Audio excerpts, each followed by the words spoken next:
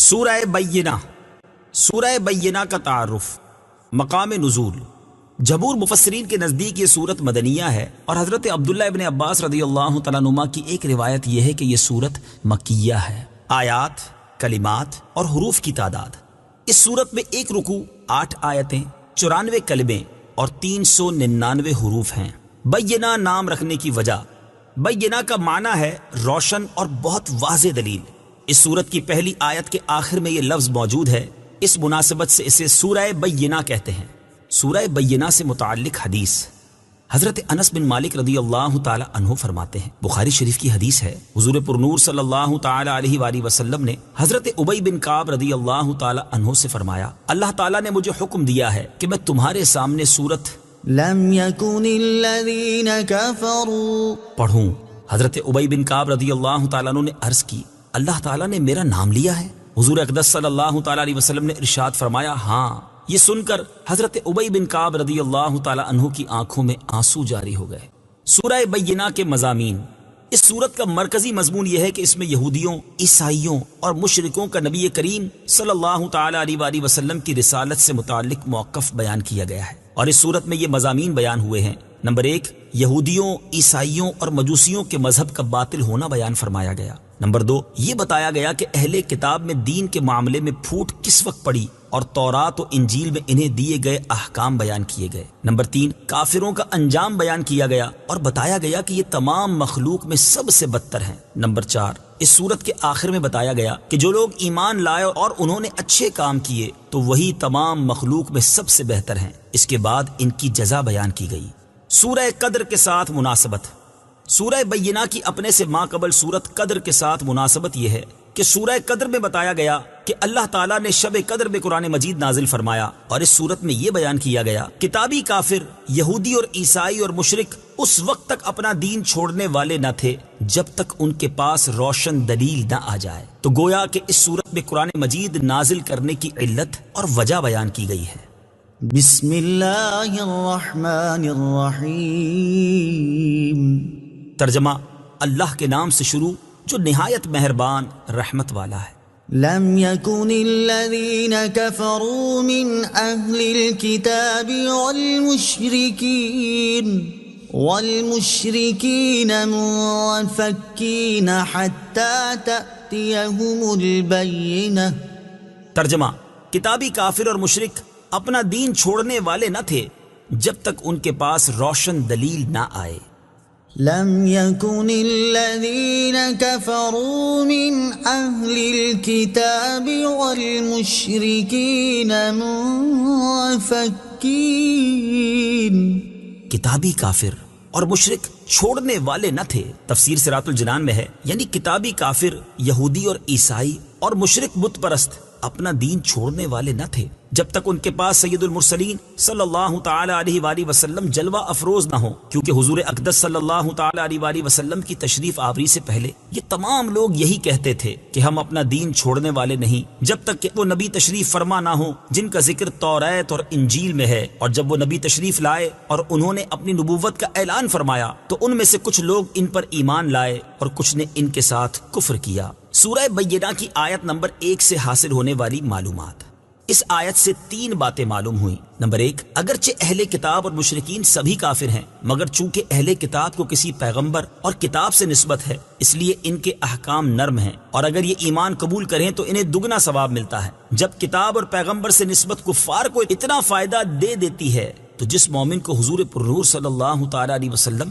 اور قرآن سے خصوصی نسبت ہو جائے تو اس کا کیا عالم ہوگا۔ نمبر 2، حضور اقدس صلی اللہ تعالی علیہ وآلہ وسلم نے ایسی قوم کو درست فرمایا کہ جس کی اصلاح بظاہر ناممکن تھی۔ نمبر 3، آسمانی کتابوں پر عمل ان کے منسوخ ہونے سے پہلے ہدایت تھا، اور ان کے منسوخ ہونے کے بعد ان پر عمل گمراہی ہو گیا۔ رسول من اللہ یتلو صحفا مطہرہ فیہا کتب قیمہ۔ ترجمہ: وہ اللہ کا رسول ہے جو پاک صحیفوں کی تلاوت فرماتا ہے، ان صحیفوں میں سیدھی باتیں لکھی ہوئی ہیں۔ رسول من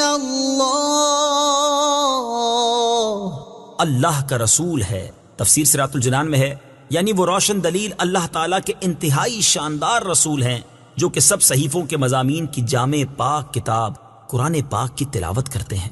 قرآن مجید ہر طرح سے پاک ہے کہ پاک جگہ سے پاک فرشتوں کے ذریعے پاک نبی پر آیا، پھر ہمیشہ پاک زبانوں، پاک سینوں، پاک ہاتھوں میں رہے گا، نیز ملاوٹ اور رد و بدل سے محفوظ ہے۔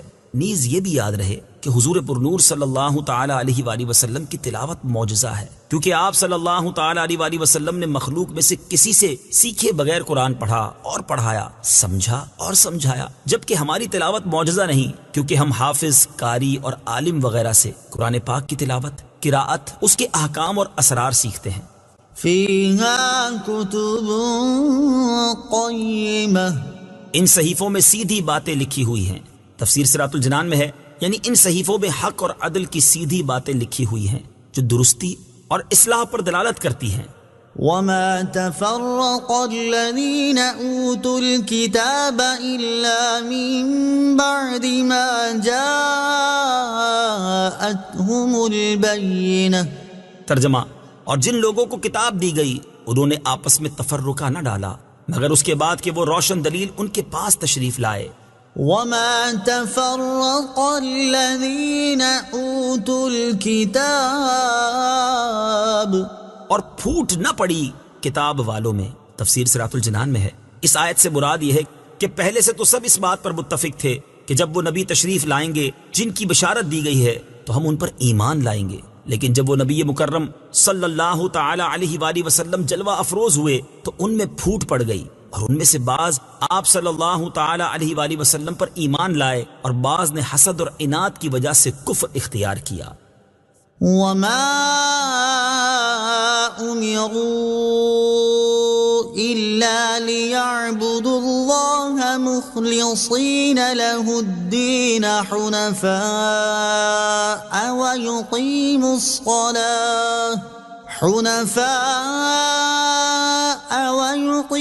الصلاة ويؤتوا الزكاة وذلك دين القيمة۔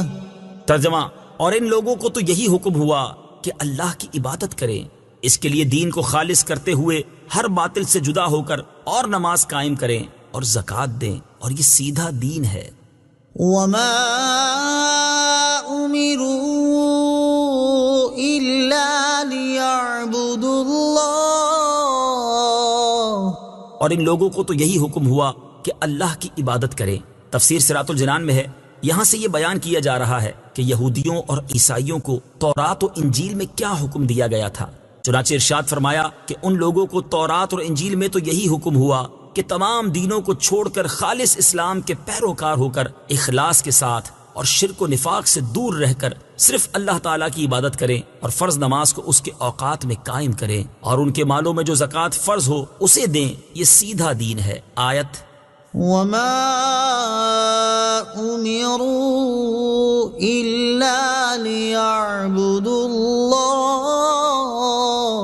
سے حاصل ہونے والی معلومات۔ اس آیت سے 3 باتیں معلوم ہوئیں۔ نمبر 1، کفار اس بات کے پابند ہیں کہ وہ اسلام قبول کر کے اللہ تعالیٰ کی عبادت کریں۔ نمبر 2، دین میں عقائد اور اعمال دونوں ہی ضروری ہیں۔ نمبر 3، وہی عمل مقبول ہے جس میں خالص اللہ تعالیٰ کی رضا حاصل کرنے کی نیت کی گئی ہو۔ حضرت ابو ہریرہ رضی اللہ تعالیٰ عنہ سے روایت ہے، مسلم شریف کی حدیث ہے، سید المرسلین صلی اللہ تعالیٰ علیہ وآلہ وسلم نے ارشاد فرمایا، بے شک اللہ تعالیٰ تمہاری شکلوں اور تمہارے مالوں کی طرف نہیں دیکھتا بلکہ وہ تمہارے دلوں اور تمہارے اعمال کو دیکھا کرتا ہے۔ ان الذين كفروا من اهل الكتاب والمشركين في نار جهنم خالدين فيها اولئك هم شر البرية۔ ترجمہ، بے شک اہل کتاب میں جو کافر ہوئے وہ اور مشرک سب جہنم کی آگ میں ہیں، ہمیشہ اس میں رہیں گے، وہی تمام مخلوق میں سب سے بدتر ہیں۔ ان الذين كفروا من اهل الكتاب، بے شک اہل کتاب میں جو کافر ہوئے۔ تفسیر صراط الجنان میں ہے، اس سے پہلے کافروں کا دنیاوی حال بیان کیا گیا اور اب یہاں سے کافروں کا اخروی حال بیان کیا جا رہا ہے، اور اہل کتاب کے ساتھ مشرکوں کا ذکر اس لیے کیا گیا تاکہ انہیں یہ وہم نہ ہو کہ آیت میں بیان کیا گیا حکم صرف اہل کتاب کے ساتھ خاص ہے۔ آیت ان الذین کفروا سے حاصل ہونے والی معلومات۔ اس آیت سے 4 باتیں معلوم ہوئیں۔ نمبر 1، اہل کتاب میں سے وہ لوگ جو اللہ تعالیٰ کو مانتے اور اس کی عبادت تو کرتے تھے، لیکن انہوں نے اللہ تعالیٰ کے حبیب صلی اللہ تعالیٰ علیہ وآلہ وسلم کی نبوت کو نہ مانا اور ان کی عزت و توقیر نہ کی، تو اللہ تعالیٰ نے انہیں کافر قرار دیا، بلکہ یہاں تو مشرکین سے پہلے ان کے عذاب کا ذکر کیا۔ نمبر 2، کافر چاہے کتابی ہو یا مشرک جہنم میں ہمیشہ رہے گا، اگرچہ ان کے کفر کی وجہ سے ان کے عذاب کی نوعیت جدا ہو۔ نمبر 3، کفر جہنم میں داخل ہونے کا یقینی سبب ہے۔ نمبر 4، کافر اگرچہ کتنی ہی بڑی کوئی خدمت انجام دے رہا ہو وہ بدتر ہی ہے۔ ان الذين آمنوا وعملوا الصالحات اولئك هم خير البرية۔ ترجمہ، بے شک جو ایمان لائے اور انہوں نے اچھے کام کیے وہی تمام مخلوق میں سب سے بہتر ہیں۔ اولئك هم خير البرية، وہی تمام مخلوق میں سب سے بہتر ہیں۔ تفسیر صراط الجنان میں ہے، اس آیت سے معلوم ہوا کہ وہ لوگ جو ایمان لائے اور انہوں نے نیک عمل کیے تو وہ فرشتوں سے بھی افضل ہیں، کیونکہ تمام مخلوق میں فرشتے بھی داخل ہیں۔ البتہ اس میں تفصیل یہ ہے کہ انسانوں میں سے جو حضرات نبوت و رسالت کے منصب پر فائز ہوئے وہ تمام فرشتوں سے افضل ہیں، جبکہ فرشتوں میں جو رسول ہیں وہ اولیاء اور علماء سے افضل ہیں، اور اولیاء و علماء عام فرشتوں سے افضل ہیں، جبکہ عام فرشتے گناہگار مومنین سے افضل ہیں، کیونکہ فرشتے گناہوں سے معصوم ہوتے ہیں۔ جزاؤهم عند ربهم جنات عدن تجري من تحتها الأنهار خالدين فيها أبدا رضي الله عنهم ورضوا عنه ذلك لمن خشي ربه۔ ترجمہ، ان کا صلہ ان کے رب کے پاس بسنے کے باغات ہیں جن کے نیچے نہریں بہتی ہیں، ان میں ہمیشہ ہمیشہ رہیں گے، اللہ ان سے راضی ہوا اور وہ اس سے راضی ہوئے، یہ صلہ اس کے لیے ہے جو اپنے رب سے ڈرے۔ جزاؤهم عند ربهم، ان کا صلہ ان کے رب کے پاس۔ تفسیر صراط الجنان میں ہے، یعنی جو لوگ ایمان لائے اور انہوں نے اچھے عمل کیے ان کا صلہ ان کے رب عز و جل کے پاس بسنے کے باغات ہیں جن کے نیچے نہریں بہتی ہیں، ان میں ہمیشہ ہمیشہ رہیں گے، اللہ عز و جل ان کی اطاعت اور اخلاص سے راضی ہوا اور وہ اس کے کرم اور اس کی عطا سے راضی ہوئے۔ یہ عظیم بشارت اس کے لیے ہے جو دنیا میں اپنے رب عز و جل سے ڈرے اور اس کی نافرمانی سے بچے۔ آیت جزاؤهم عند ربهم سے حاصل ہونے والی معلومات۔ اس آیت سے 4 باتیں معلوم ہوئیں۔ نمبر 1، دنیا کی نعمتیں نیک لوگوں کی حقیقی جزا نہیں، اگرچہ اللہ تعالیٰ نیکیوں کے صدقے ان سے بھی نواز دے۔ نمبر 2، دنیا منزل ہے اور جنت اصلی مقام ہے۔ نمبر 3، جزا کے لیے جنت میں داخل ہونے کے بعد نہ وہاں سے نکلنا ہے اور نہ موت کا آنا ہے۔ نمبر 4، ہر ولی اور بزرگ کو رضی اللہ تعالی عنہ کہہ سکتے ہیں۔ یہ لفظ صحابہ کرام کے ساتھ سے خاص نہیں، اس آیت میں یہ مضمون صاف موجود ہے۔ صدق اللہ العظیم۔